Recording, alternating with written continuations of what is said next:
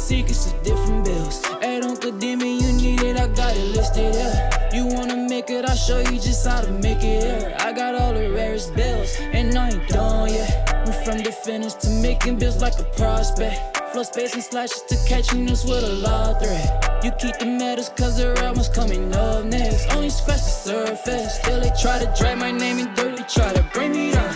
See me winning, you ain't like me. Yo, what's good, my nephews and nieces? It's your favorite uncle, Uncle Demi, and today I have another special banger for you, all right? Now here we go.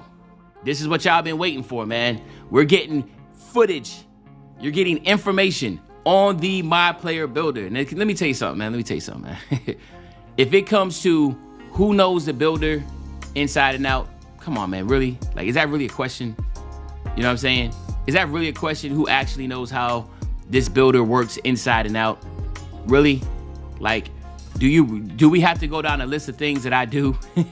Like, let's get serious here, man. So, like, y'all are about to be in for a really great surprise. So without further ado, let's hop right into it. So what I'm going to talk about today is this, man. As you see in the background, this is me literally first getting on the game. And of course, hey, please subscribe. You already know. If you watch Uncle Demi enough, you know, please subscribe. That's all we're going to do, right? Now, I'm going to talk about a few things. I'm not going to get long-winded because I don't want this to be a 45-minute video. I'm just going to point out some key things that you definitely need to look out for, and then we'll kind of go from there, okay? So first, we're going to talk about right here what you're looking at. Weight, height, and that type of deal. Then we're going to talk about what it is to get to equivalent to your badges. And then we're going to talk about what's very important is the core badges, okay? So let's go ahead and hop into and talk about the body settings. As you see here, man, I'm 6'5". I go up to 6'6", and as you see, it affects the same exact stuff, man. Height affects your shooting, your playmaking, your perimeter defense still, and of course your speed and acceleration, right?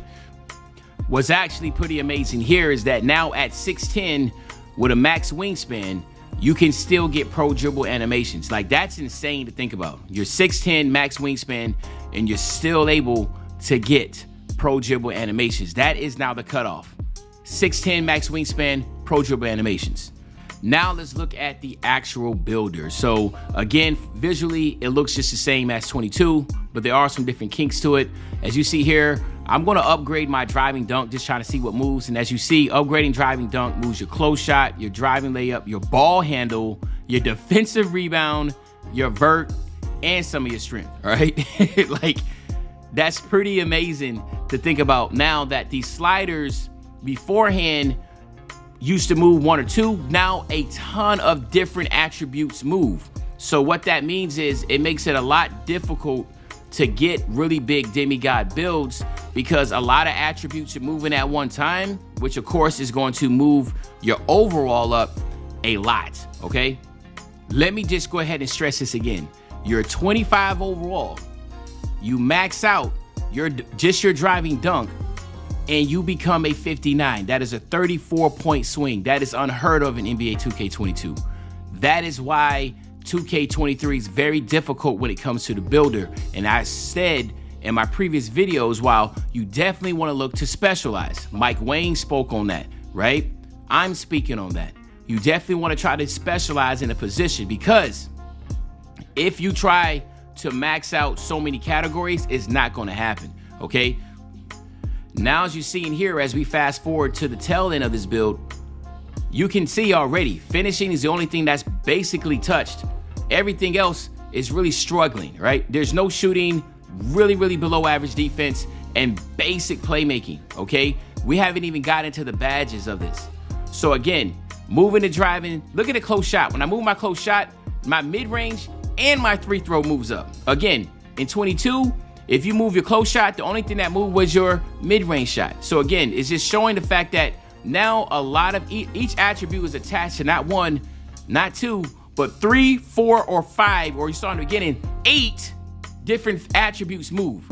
That's how this becomes a very hard puzzle to try to fix. But again, I love it because now it makes this where there's not going to be as many demigod builds. And I know a lot of y'all are going to complain, but then a lot of y'all understand that, listen, we all quote unquote want demigod builds, but we really don't, okay? And I've been saying that in my videos, we really don't. Because all the games that people claim are the greatest games ever, right? They were all role player based games. 2K20 was a pie chart game. So just keep that in mind while we're making this builder, right? So now, as you see here, this is the finished product, or I guess you can say kind of to the finished product of what I was doing here. I had to get bully badge. I wanted to get that on gold, so I had to get my strength to at least an 87. I had to get my vert to at least an 85 because I have a 93 driving dunk. So like you can see how you have to kind of tinker around a lot. 25, 18, 17, and 7 is what I have. And we're gonna show you, well, I'm gonna show you when we get to the next step, while 18 and 17 might have been good for 22, because of the core badges and because of the tiers that you have, this build is actually not gonna be as good as you think it might be, okay? So let's just head over right now and let's talk about that aspect. The actual badges, right? The badge points, how critical this is and how demoralizing it's gonna be, but at the same time, how satisfactory it's gonna be, because builds are really gonna require to take some skill this year. All right, so now let's look at this, okay? I have my finishing setup, but in order to get my tier 3 badges, tier 1 and tier 2 must add up to at least 10 points, as you see at the bottom, okay? They gotta add up to at least 10 badge points before you can touch tier 3. On top of that, badges in each tier level actually cost different points. Yes, you heard that correctly. So tier 1 badges will range from bronze being 1 to Hall of Fame being 4, while tier 2 badges will range from bronze being 3 points and Hall of Fame badges going all the way up to 6 points. Finally, we'll end with tier 3 badges starting off at bronze at 5 points and Hall of Fame badges at a whopping 8 points. Well, some of y'all gonna ask yourselves, well, man, what does that all mean? Well, let's go ahead and flash forward to this builder here of a lockdown with 32 badge points. As you can see, it's basically maxed out. 32 is the most badges you can get. Now let's just do the math. Look at tier 3. In order to get the most important badges as a lockdown, you will want to get them Hall of Fame, correct? Well, now we all know that at tier 3, each Hall of Fame badge is worth 8 points. How much is that going to be if you wanted to get all Hall of Fame badges? 8 times 4 is 32. Well, guess what? We all know that 10 of those points have to at least be coming from tier 1 and tier 2. So you take away 10 of those points, now you're left with 22 badges, and that's it. So you're not able to get all 4 badges at Hall of Fame. But you are able, theoretically, to get at least 3 of them by making one of these badges your core badge. So let's use this same build that we had with 32 badges, and now let's look. We're going to go ahead and get off-ball pest, which is going to be 1 point. So that means we have 9 more from tier 1 and tier 2 we have to use. So we're going to go ahead, use chase down. That's going to be another point. So now we have 8 more points we have to use. And then I go ahead and I get anchor. So that's a total of 3 badges points equipped. Then I go to rebound chaser. That's 4 total badges equipped. Now I'm looking at tier 2. I'm looking at pick dodger. So now that's 4 points. So that's 4, 5, 6, 7, that's 8. So I have 2 more points I got to use. I go to ankle breaker and I actually use 5 points. So now when you look at the top left, I only have 19 badge points available. Now we can all agree, even though I only had to use 10, I actually end up using more because I want to get gold ankle braces, because obviously ankle braces was very important in 22. I'm thinking they're going to be important in 23. So you look down at the bottom right, you will see Challenger Core, the Challenger Core Challenge, right? Now, obviously it says it's completed because this is the Myplayer builder. But if this was actually the actual game, I'm pretty sure there's going to tell you what challenge you would need to complete in order to get each one of these. So that will be something you want to take in consideration. Me personally, I will obviously pick the core badge of the challenge that seems the easiest to get, right?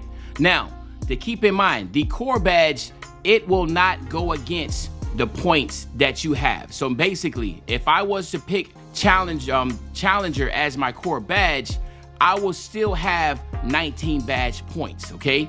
So let's take a look at this part, what I'm talking about. So again, as you see, I have 19 badge points. I am going to go ahead and make this Challenger badge my core badge. I hit triangle, it populates to the far right side. if you look to the top left, I still have 19 badge points. Why? Because I have to complete the challenge and then I will get this badge. But as a core badge, I do not lose any of those badge points. And you only can get one core badge per category. So now I get my clamps. Now I drop down to 11 badge points because it's worth 8 points. Then I go over here. I'm going to, of course, going to get glove. I'm gonna use that 8. So now I'm left with just 3, okay? So even though I use 3 badges, which technically should be 24 points, I only use 16 points because the other 8 is being held as a challenge badge, as a core badge, I'm sorry. So now I do not have to worry about utilizing another 8 points. So now I'm left with just 3 points. Hopefully I broke that down good enough for you. I know it can sound complex, but once you get your hands on it, it won't take long for you to figure out what the core badge system is. Now, there's still some questions here. Are we gonna be able to have college where we'll be able to get an additional 4 points? I believe that there is a way to get all 4 of your tier 3 badges at Hall of Fame. Either it's gonna be a college, 4 badges by picking a certain college, maybe Chris Brinkley, if he is in a game, maybe that's an option, or maybe you'll have to wait each season to hit level 39. So maybe you have to wait till like season 3 or 4 to be able to get the badge points to be able to pull that off. But as you see, I had 3 badge points. I'm playing around at the top because I do have 3 badge points left. I cannot get any of the tier 3 badges because obviously just a bronze tier 3 badge is worth 5 points. So I can't do that. So now you got to mess around a little bit at the top and figure out what badges you want to go ahead and equip, okay? So that is it right now for the core badges. Also have the builder goals, but there's also some cool features at the end that I want to talk about. So let's just head over there to real quick. Now, after you're finished equipping your badges, you are able to choose your jump shots. As you can see, there's some really, really good ones in there. There are different ones in there. As you remember, Mike Wayne said that every single jump shot has been changed from generic to an actual NBA player. So as you can see, there are a ton of NBA players. And the cool thing is, based upon your position, you're going to be able to get all these guards and stuff like that. If you pick the power forward or center, you'll be able to get that. Now you'll see here, you get 3v3 and 5v5 options. So now you're able to choose to test this build out in the 3v3 or the 5v5. And I think that's pretty cool. I chose to test this out in the 3v3 format. So this is what it looks like when you test it out in 3v3 format. Look at some of the names: a 3-and-D2 guard, a versatile offensive force, all right, which is a CJ McCollum build, which I think is pretty dope. LaMelo Ball is called an all-around threat. You know, you got Bane as a sharpshooter. Of course, you got Robert Williams III as a defensive anchor. And then you have Karl Anthony Towns as an inside-out scorer. So that's pretty amazing. And as you're going to see, it is a basic 3v3 type setup where you can play with your build and try to see if it's effective on a 3v3. Someone like myself, I'm a 3v3 player, so obviously I think this was pretty dope. But again, if you're a pro player or a rec player, then obviously you get to test it out in the 5v5. I think that is an amazing change to the game because it really helps out individuals to figure out whether or not their build is going to be good in the type of setting that they want to play in. So there's that breakdown, my nephews and nieces, man. Hopefully you enjoyed the video. If you did, just make sure you drop a like, you subscribe to the channel. But the cool thing is I got tons and tons of more videos coming today, so just stay tuned. And as usual, I'll be back with another banger. You know, when I say back soon, another banger, you know exactly what day I'm talking about. I'm talking about tomorrow, man. I'm out.